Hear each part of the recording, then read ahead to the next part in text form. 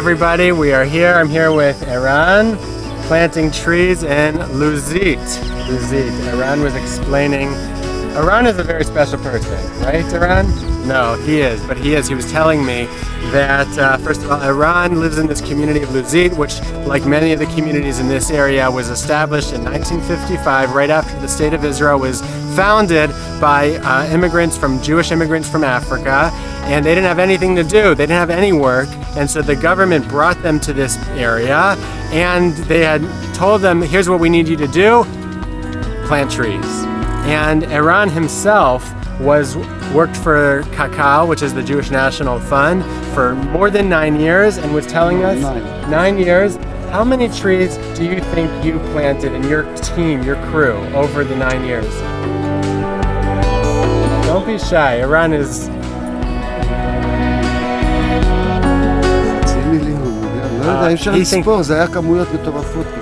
He says Eran planted between 500,000 and 1 million trees. Not me. Okay, he's being modest. He was a manager, and he was telling us, because I was wondering, Israel is the only country that has more trees today than it had 100 years ago, because we've been planting trees like this, thanks to the, people.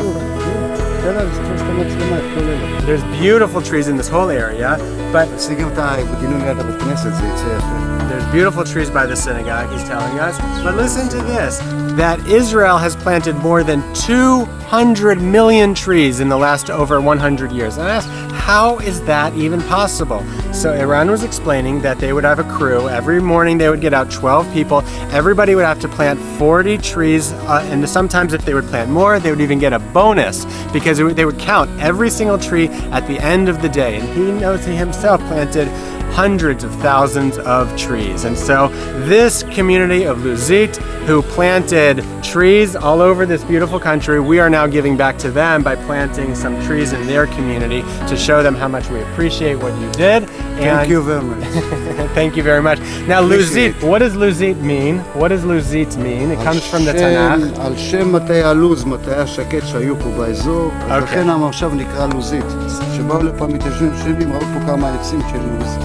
ציפיקנים ושקטים שהיו פה, ולכן הם החליטו להם, על שם מטה הלוז הם קראו למושב לוזית. לוז זה שקט ומוזיאון. So I will translate. Luzit in Hebrew means an almond, or an almond.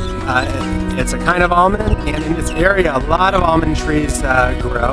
But of course, like anything else in Israel, it comes from the Tanakh, it comes from the Bible.